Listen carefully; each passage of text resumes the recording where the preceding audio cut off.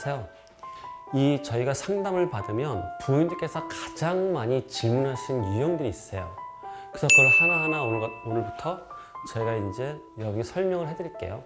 부모님들이 가장 많이 주는 하나가 뭐냐면, 저희가 이제 여기 보면, 지금 들고 있는 여기 보면 그 아이가 상담했던 어떤 자료를 갖고 말씀드릴 건데, 여기 첫 번째 보시면 이 아이는 국어가 4등급이고요. 그리고 수학도 4등급. 그리고 영어는 1등급이에요.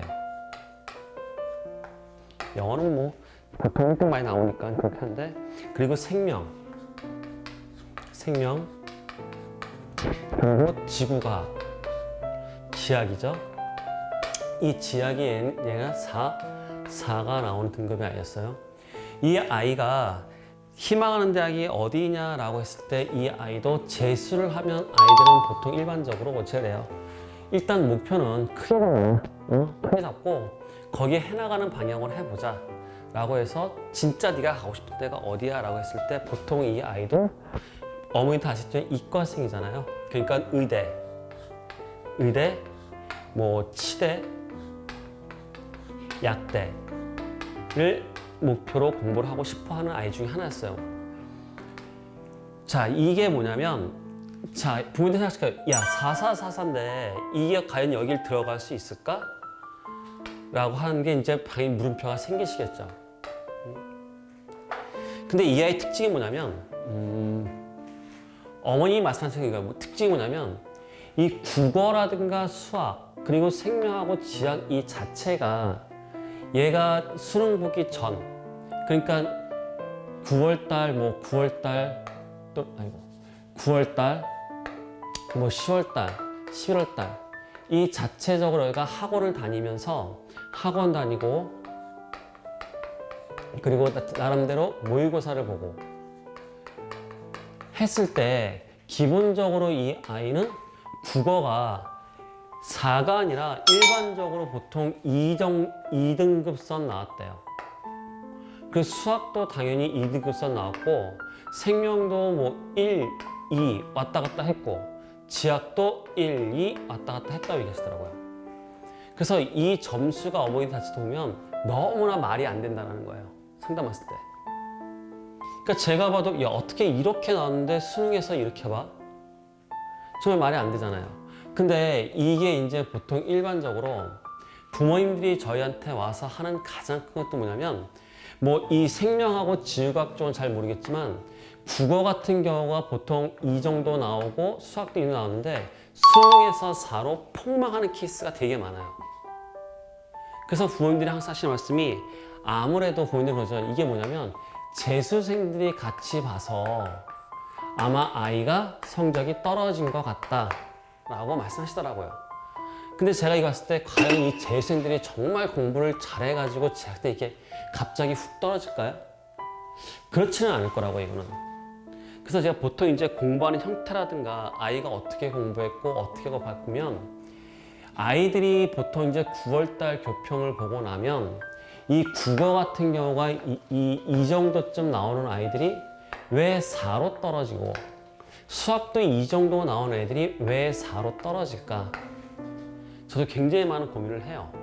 하는데 보통 아이들이 기준점이라는 걸 생각하지 않는다는 거예요. 그러니까 기본적으로 저는 아이들 공부할 때 가장 기본이 뭐냐면, 아이들은 성적이 만약에 모의고사를 봐서 이 국어를 보든 수학을 보든 또는 영어를 보든 아마 생명을 보든 지학을 이렇게 봤을 때, 아이들이 어떠한 모의고사를 한번 쭉 보게 되면 국어 점수가 만약에 한 4 정도 나와, 수학이 2 정도 나와, 영어가 한 2 정도 나와, 생명이 한 4, 뭐 4 나와. 그러면 아이들의 공부 패턴은 뻔해요. 뭐냐면, 요거는 그래도 어디도 유지했어. 근데 얘가 떨어지네? 그러니까 뭐 하냐면, 아이들은 여기에다 이거 좀 더 올려야 돼 하고 여기에다 초점 맞추는 공부, 얘를 또 올려야 돼, 초점 맞추는 공부, 얘를 또 올려야 돼, 초점 맞추는 공부, 이 공부를 하거든요, 아이들은. 그러니까 실적으로 전체적인 걸 공부했다 해서 어떠한 형태를 기본적인 거 쭉 나가는 게 아니라, 못하는 것 쪽에다 초점을 맞춰요. 당연히 그러겠죠. 못하는 것 쪽이니까, 약간 떨어진 쪽이니까. 또 시험 봐서 만약에 얘가 3 정도 나오고 얘가 3 정도 나오고 얘가 만약에 또 3 나오고 얘가 뭐 2 나오고 4 나오고 치면 얘네들 또 약간 올랐으니까 이것도 놔두고 또 얘가 떨어졌으니까 또 이걸 또 올려 공부를 많이 해요. 그러니까 공부 자체가 뭐냐면 쭉 일정하게 쭉 가는 공부가 아니라 이게 왔다 갔다 하는 공부. 이 형태의 공부가 아예 뜨는 거거든요. 출렁이는 공부를 하죠, 이렇게. 근데 수능이라는 건 뭐냐면 어쨌든 수능을 보는 시점은 이렇게 있기 때문에 공부 자체는 전체를 다 하는 공부를 해야 되는 게 관건이고, 애들한테 항상 딱 하나에 뭐냐면 만약에 아이들은 기본적으로 이 기준점을 생각하지 않는다는 거예요. 그래서 이 아이가 이렇게 올라가는데 기본적으로 이제 이 아이가 잠깐 이런 얘기를 해요. 뭐냐면 부모님이 국어 이 학원 다니고 이렇게 모였을 때 선생님들이 하는 얘기가 딱 뭐냐면 선생님들 그랬대요. 얘는 국어는 무조건 1 나올 거다. 그리고 뭐 웬만하면 2 이하는 떨어지지 않을 만큼 국어 잘한다. 이렇게 얘기를 했다고 그러더라고요. 그래서 제가 봤을 때 이제 가르치고 모아 보니까 실질적으로 이 시기 때 공부에 대한 방법 자체가 아이는 굉장히 문제풀이 중심의 공부를 너무나 깊게 했다라는 거죠. 어떠한 걸 자기가 어떠한 오류를 찾아가는 공부보다는 계속 매일매일 문제를 풀고 거기에 나온 점수, 문제 풀다가 80점 좀 나오면 약간 우울해지고 90점 넘으면 좋아하고 다시 여기 우울해져 또 다시 여기서 떨어지면 또 우울해지고, 이게 성격에 대한 변화도 되게 커요. 아이들이 되게 민감하거든요, 이 부분에서. 그런 파트가 있는데 공부 자체를 아이가 문제풀이를 했다라는 게 문제라는 거예요. 뭐냐면 이 국어라는 공부는 제가 생각하긴 그래요. 그런 공부는 이 문학이라는 파트가 있고 문학 파트가 있고 뭐 독서가 있고 그리고 언매라는 파트가 있으면 실적으로 자기가 아는 것도 뭐냐면 한번 다 던져봐야 돼요. 기본적으로.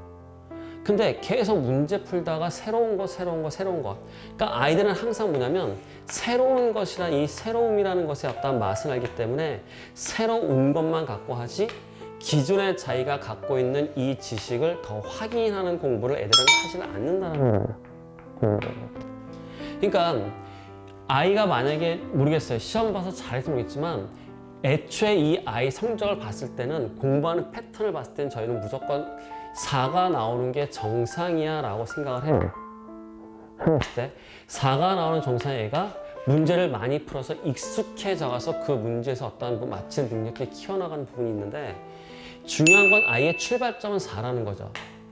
이 4의 출발점에서 자꾸 뭐냐면 올라가는 파트, 요것만 공부했다는 것이지 얘를 내가 지키는 공부를 하지 않는다는 거예요, 자기 자신을. 그러니까 성적은 유지하는 것도 굉장히 어렵고 올리는 것도 되게 어려워요. 특히 이 9월 달부터 11월 달까지 해야 될 공부는 뭐냐면 내가 기존에 알고 있는 이 파트들을 좀 더 뭐냐면 강화시키고 이 속에서 새로움을 추구해야 되는데 오로지 한 방향 새로움을 추구하다 보니까 수능은 되게 민감하거든요, 실적으로. 그러니까 수능 시험장에서 아이가 국어 시험을 어떻게 보냐에 따라서 밑에 과목에 주는 영향력들은 굉장히 큰 실제로. 웬만큼 완성이 되어 있지 않으면 이걸 여기서 시험, 만약에 국어에서 점수가 2가 나왔으면 다행인데 국어에서 시험 봤을 때 망했다라고 싶으면 당연히 수학이라는 시험 볼 때 굉장히 영향력을 많이 받아요, 아이들은. 생각으로. 그러니까 얘가 수학 같은 경우도 자기 실력 발휘는 당연히 못하니까 이었던 것이 다로 떨어지겠죠. 얘는. 그러니까 그 영어는 얘가 워낙 완벽하게 돼 있으니까 상관이 없는 거고, 그런 거에 영향을 받으면서 얘네들도 당연히 성적이 나오지 않는 케이스가 되게 커요.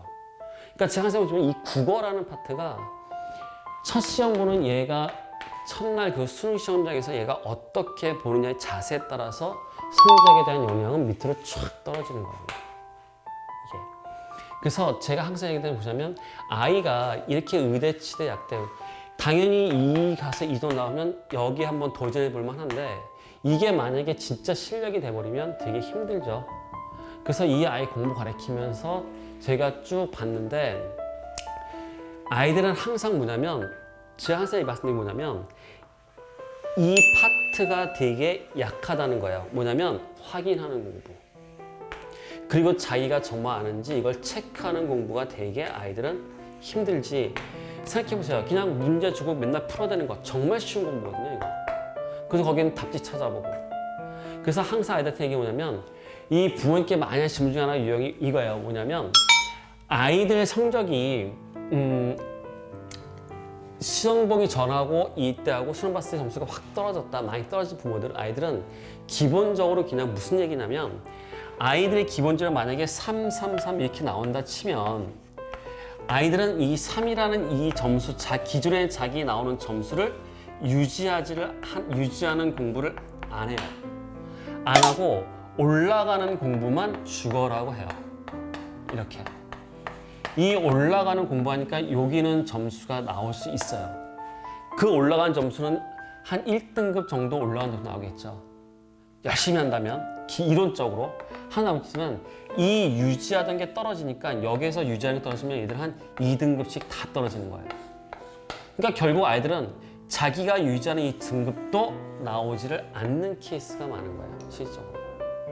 그래서 애들한테 항상 얘기하는 뭐냐면 제가 항상 이 공부해라, 이 공부. 유지하는 공부. 그러니까 기본적으로 하루에 한 4시간 정도? 4시간이라는 건 뭐냐면 수업을 배우면서 복습을 하는 시간이 한 4시간 정도. 이 복습하는 것이 결국은 유지하는 것일 거고 그 다음에 4시간 정도는 이 4시간 정도 이거를 올리는 공부에서 같이 하라고 항상 얘기해요. 같이 해야 된다, 이거는. 이게 같이 되지 않은 이상 자기 유지하는 것도 헷갈려요. 그러니까 뭐냐면 아이들은 자기가 봤던 건데 시간 한 달, 2달 지나면 어차피 기억이 안 나요. 기억이 안 나니까 뭐냐면 이건가 저건가 이건가 저건가 하면서 약간 고민하다가 결국은 시간 내 문제를 다 못 푸는 케이스가 나오는 게 되게 많아요. 그게 아마 이 아이의 케이스일 거예요. 이거는. 그러니까 아이들이 못해서가 아니라 실제로 이제 이러한 공부적 어떤 패턴들 아이들은 할 수 있다고 생각을 하죠. 나는 그냥 언제든지 유지할 수 있어. 뭐 할 수 있어. 라고 생각을 할 텐데 기본적으로 이거는 저는 오만이라 얘기하고 유지하는 것조차 굉장히 뭐하다? 힘들다. 수능이란 범위는 전체 다 굉장히 광범위한 범위예요. 되게 짧은 범위라. 이게 내신하고 달라서 굉장히 광범위한 부분을 내가 유지할 수 있다. 저도 만약에 그 영어라는 단어를 한 2달, 3달 동안 안 보면 이건가 깜빡깜빡해요. 저도. 근데 아이들이 이걸 유지할 수 있다고 그런 믿지 않죠. 이런 것들. 그래서 항상 뭐냐면 이 복습 시간에 차에서 뭐야다 find, 뭐야다 찾아가는 공부를 해라. 이게 이제 부모님들이 가장 많이 하는 질문 첫 번째 유형이에요. 예전보다 뭐하다? 기존에 있던 것보다 수능 점수가 떨어져 나온다는 것. 이렇게 한 가지 케이스가 있어요. 자, 다음 시간에는 또 이제 부모님께서 많이 하시는 중 2번째 걸 설명해 드리도록 하겠습니다. 예, 감사합니다.